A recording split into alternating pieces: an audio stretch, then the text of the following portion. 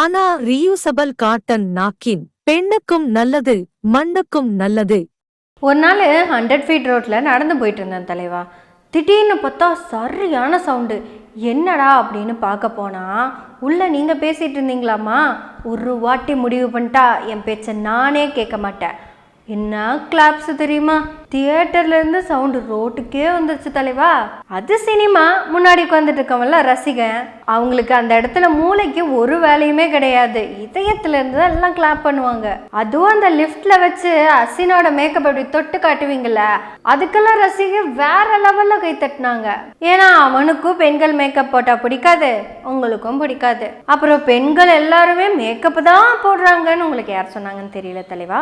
ஏன்னா படம் ஓடணும் அப்படின்னா டைரக்டர்ஸ் சில காம்ப்ரமைஸ் பண்ணுவாங்க. ஒன்றும் இல்லை, இந்த விசில் அடிச்சா குஞ்சுகளுக்கு கொஞ்சம் எனர்ஜி கொடுப்பாங்க. அதுதான் இந்த ஆம குஞ்சுகளுக்கு சீமான் கொடுக்குற எனர்ஜி மாதிரி இந்த ரசிக குஞ்சுகளுக்கு டைலாக்ஸ். ஆனால் அரசியல் அப்படி இல்லை தலைவா. வணக்கம், எனவே பேசுவோம். நம்ம எனவே பேசுவோம் சேனலுக்கு சப்ஸ்கிரைப் பண்ணி அந்த பெல் பட்டனை அமைத்து ஆதரவு கொடுங்க. மெய்யெழுத்துல ஒன்று மிஸ் ஆனாலே உடல் வலிக்க அடிப்பாங்க தலைவா. இக்கதான் விட்டீங்க, நொக்கு நொக்குன்னு நோக்கிட்டாங்கல்ல. ஆனா சினிமா எந்த மாற்றத்தையும் ஏற்படுத்தாது. அது ஒரு சரக்கு அடிச்ச மாதிரியான போது, அவ்வளோதான். நீங்க வந்து நின்னீங்கன்னா பேப்பர் பறக்கும், விசில் பறக்கும். இந்த ஹாஸ்பிட்டலுக்கு ஜிஎஸ்டி இருக்கு, ஆனா சாராயத்துக்கு ஜிஎஸ்டி இல்லைன்னு சொன்னீங்கல்ல தலைவா. எல்லாரும் அரண்டு போயிட்டாங்க.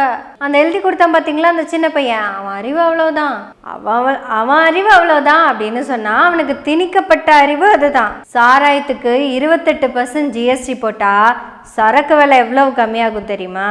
அப்போ சரக்கு விலை கம்மியாச்சுன்னா எல்லாரும் குடியை நிறுத்திடுவாங்க. அப்போ இதை எழுதி கொடுத்தவன் பெரிய ஞானி தான். இப்படி அடுத்தவன் எழுதி கொடுக்கறதையே பேசிட்டு இருக்கிற வரைக்கும் எந்த பிரச்சனையும் இல்லை தலைவா. என்ன மாதிரி ஏமாந்து சொந்தமா பேசணும்னு நினைச்சிட்டீங்கன்னு வச்சுக்கோங்களேன், இக்கு ஓச்சுனா நோக்கி எடுப்பாங்க. வாகை பூன்னு நீங்க நினைச்சதே அந்த பூ இல்லைன்றுவாங்க.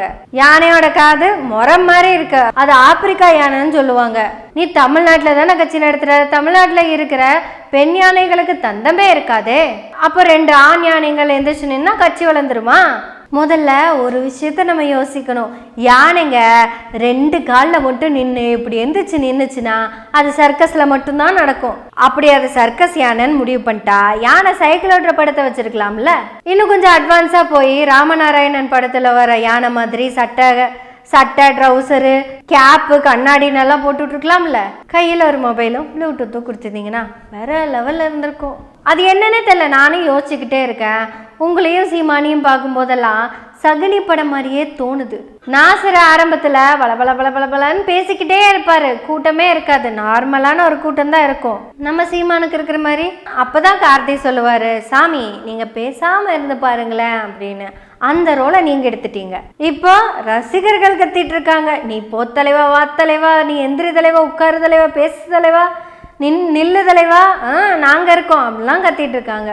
ஆனா நீங்க பேசுனீங்கன்னா அந்த கூட்டமெல்லாம் போயிடுது. அதனால உங்க மார்க்கெட்டே பேசாம இருக்கிறது தான் தலைவா. நீங்க ரஜினி மாதிரி ஃபார்மேட்லயே போயிருந்திருக்கலாம். இதோ ஆரம்பிச்சிருவேன், இதோ நாளைக்கு ஆரம்பிச்சிருவேன் அப்படின்னு ஆரம்பிச்சிருவேன் சொல்லிட்டு இருந்தீங்கன்னா ஒரு 25 வருஷத்தை சந்தோஷமா ஒட்டி இருந்திருக்கலாம். பாருங்க, சொன்னதுல இருந்து இப்ப வரைக்கும் கரெக்ஷன். இந்த கரெக்ஷன்லாம் பண்ணி முடிக்கிறதுக்குள்ள எலெக்ஷனே முடிஞ்சு போயிரும் போலயே. அரசியல்ல தலைவா சுய அறிவு கொஞ்சம் வேணும் தலைவா. என்ன மாதிரி படிக்கிற மாதிரி எல்லாம் நடிக்க கூடாது, உண்மையாவே படிக்கணும். நானாவது புக்கை முன்னாடி வச்சிருக்கேன், நீங்க இன்னும் புக்கவே முன்னாடி வைக்க ஆரம்பிக்கலையே. அதனால தலைவா அரசியல்னா என்ன அப்படின்னு நான் ஒரு கிளாஸ் எடுக்க போறேன். ஃபீஸ் எல்லாம் கிடையாது, இது ஃப்ரீ தான். முதல் பாடம் அரசியல் என்னன்னா சுயமா பேசணும். நீங்க ஆனந்தமா பேசினாலும் புசியா பேசினாலும் நீங்க தான் பேசணும். இல்ல எனக்கு சீமான் மாதிரியெல்லாம் வராதுன்னு சொன்னீங்கன்னா அந்த அளவுக்கெல்லாம் பேச வேண்டியதில்லை. நீங்க உங்களுக்கு தெரிஞ்சதை நீங்களே பேசலாம். இப்ப இந்த கிஃப்ட் கொடுத்தீங்களே அந்த மாதிரி. ஃபர்ஸ்ட் வருஷம் கிஃப்ட் கொடுத்த குழந்தைங்க கிட்ட என்ன சொன்னீங்க? குழந்தைங்களா உங்க அப்பா அம்மா கிட்ட போய் சொல்லுங்க, காசை வாங்கிட்டு ஓட்டு போடாதீங்கன்னு. அதே குழந்தைங்க கிட்ட பிளாக்ல டிக்கெட் வாங்கி படம் பார்க்காதீங்கன்னு சொன்னீங்களா? அதை சொல்லியிருந்தீங்கன்னா சரி. இப்படி பேசுறதுக்கு பேரு தான் அரசியல். எல்லாத்துக்குமான நல்லதை சொல்லி கொடுக்கறதுக்கு பேரு அரசியல். உங்களுக்கு மட்டும் பண்ணிக்கிறதுக்கு பேரு சினிமா டைலாக். என்னை பொறுத்த வரைக்கும் அரசியல் கட்சி ஒருத்தவங்க ஆரம்பிச்சு தக்கி முக்கி எதிர்நீச்சல் போடுவாங்க தலைவா. ஆனா நீங்க மட்டும்தான் கட்சிக்கு பேர் வைக்கிறதுல இருந்தே நீங்க எதிர்நீச்சல் போட்டுட்டு இருக்கீங்க. எல்லாரும் கேக்குறாங்க சுய புத்தியே இல்லையான்னு. எனக்கே சங்கடமா இருக்கு. இல்ல தலைவா, நீங்க பெரிய அரசியல் ஆளுமையா வரணுங்கிற அக்கறையில தான் பேசுறேன். திமுக காரி உனக்கு என்ன என் மேல அக்கறை? நான் தாக்கா சொல்லுச்சுன்னா அது கரெக்ட். நேத்து கூட சாட்ட சொன்னார்ல, நான் ஒரு கட்சியோட கொள்கை பரப்பு செயலாளராகவே இருந்தாலும் திமுகவை எதிர்க்கிற ஒரே காரணத்துக்காக தாவேக்காவை நான் ஆதரிக்கிறேன் அப்படின்னு சொல்லியிருக்காரு. என்னைக்குமே அவங்க கட்சி வேட்பாளர்கள் தோக்கிறத பத்தி கவலையே பட மாட்டாங்க. ஏமாந்து ஜெயிச்சு தொலைஞ்சிருவாங்களோங்கிற கவலை தான் அவங்களுக்கே இருக்கும். அதனால விஜய் பிரபாகரன் தோத்தது தான் சீமானுக்கு வருத்தம். அதுதான் இங்க பிரச்சனை. நீங்க யாரை எதிர்க்க போறீங்கன்னு நீங்க இன்னும் சொல்லவே இல்லை. அதுக்குள்ள இவரு நீ திமுகவை தான் எதிர்க்கணும், எதிர்க்க போற அப்படின்னு உங்களை முட்டு சந்துக்கு கொண்டு போய் நிறுத்திட்டாங்க. சரி, நீங்க அதெல்லாம் கேட்டுட்டு திமுகவை எதிர்த்தலாம் அப்படின்னு நினைச்சீங்கன்னா திமுகவை எதிர்க்கிறதுக்கு இன்னொரு கொடி இருந்தா போதும்னு நினைச்சிடாதீங்க. அதுக்கு கொள்கை வேணும் தலைவா. சரி, திமுகக்கு என்ன கொள்கை இருக்கு அப்படின்னு கேக்குறீங்களா? பெரியார் கண்ட கனவை நிறைவேற்றுறது தான் திமுகவோட கொள்கையே.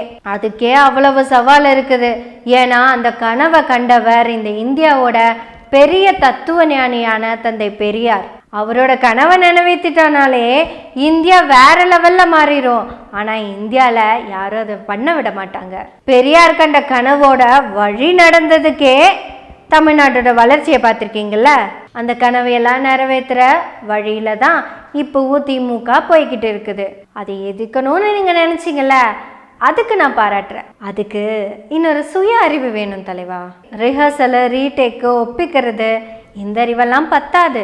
என்னையே எடுத்துக்கோங்க, பயங்கரமா கொள்கை பேசுற மாதிரி இருக்கும். மேடையில பேச சொல்லுங்க, வராது. ஏன்னா இங்க ரிஹர்சல் இருக்கு, ரீடேக் இருக்கு, எல்லாம் தாண்டி நானே தான் எடிட் பண்றேன். விட்டுருவோமா? அதனாலதான் தலைவா சொல்றேன், அரசியல் ரொம்ப பெருசு. சகனியில வர நாசர் மாதிரி பேசினாலும் பிரயோஜனம் இல்ல, பேசாத சாமியாரா இருந்தாலும் பிரயோஜனம் இல்ல. படிங்க தலைவா, படிங்க. பெண்ணின் அடிமையானாலும் ஒரே ஒரு புத்தகத்தை மட்டும் கொடுக்குறேன், படிங்க. உங்களோட ஒட்டுமொத்த அரசியலுமே நீங்க அந்த 3வது பக்கத்தை முடிக்கிறதுக்குள்ளேயே புரிஞ்சிடும். இந்த புக்கெல்லாம் படிக்காம இல்ல எனக்கு ஏஆர் முருகதாஸோட வழியில் நான் சர்க்கார் அமைப்பேன் அப்படின்னு நினைச்சீங்கன்னு வச்சுக்கோங்களேன், 2 மணி நேரம் 40 நிமிஷத்துக்கு அப்புறம் உங்களுக்கு அரசியலே இல்லை. அதுல 1/4 மணி நேரம் பாப்கார்ன் சாப்பிட்றதுல போயிடும். அப்புறம் அதுல இருக்கிற 4 பாட்டுக்கு 5 நிமிஷம் 20 நிமிஷம் போயிடும். 2.5 மணி நேரம் கூட அரசியலை பேசிட முடியாது சினிமாவை வச்சு பேசுனீங்கன்னா. பெண்ணின் அடிமையானாலோட 4வது பக்கத்தை தாண்டிட்டீங்கன்னு வச்சுக்கோங்களேன், 40 வருஷம் அரசியல் பேசலாம். படிங்க தலைவா, படிங்க. அப்புறம் அந்த கொடியில் இருக்கிற கரெக்ஷனு அதெல்லாம் நிறைய வரும் தலைவா. ஏன்னா சினிமால எவ்வளோ ரிஹர்சல் பண்ணி எப்படியாவது ஃபைனல் அவுட்புட் கொடுத்துடலாம். ஆனால் அரசியலில் என்னதான் ரிஹர்சல் பண்ணாலும் ஃபைனல் அவுட்புட் திருப்தி ஆகவே ஆகாது. அதனால இந்த சர்க்கஸ் யானையெல்லாம் நம்பி சவாரி பண்ணிடாதீங்க. சர்க்கஸ் யானையை வச்சு சாகசம் பண்ணலாம், 2 காலில் நடக்கலாம், தும்பிக்கையில் உட்காந்துட்டு வரலாம், யானை தும்பிக்கையில் பேட்டை கொடுத்து பாலு போட்டு அடிக்க சொல்லலாம். அதெல்லாம் சர்க்கஸ் யானையை வச்சு பண்ணிக்கலாம். அதனால நீங்க படிங்க தலைவா. தந்தை பெரியார் எழுதின பெண் ஏன் அடிமையானாள். ஆண் எனக்கு எதுக்கு பெண் ஏன் அடிமையானாள் அப்படின்னு கேக்குறீங்களா? உலகத்துல இருக்கிற ஒட்டுமொத்த மதமும் நிக்கிறதுக்கு காரணம் பெண். இந்தியாவில் இருக்கிற சாதி அமைப்பு ஆடாம புடிச்சிட்டு இருக்கிறது பெண். இந்தியாவுடைய அரசியல் ஆட்டி வைப்பதும் பெண் தான்.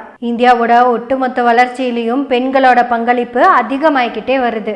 அதனால படிங்க தலைவா, பெண் ஏன் அடிமையானாள். நான் எல்லாரும் சொல்ற மாதிரி அம்மா சென்டிமெண்ட், அப்பா சென்டிமெண்ட், வைஃப் சென்டிமெண்ட் அப்படிலாம் சொல்ல மாட்டேன். சென்டிமெண்ட் எல்லாம் விட்டுட்டு வெளியே வந்து எல்லாத்துக்கும் எல்லாமும் சமத்துவம், சமூக நீதி.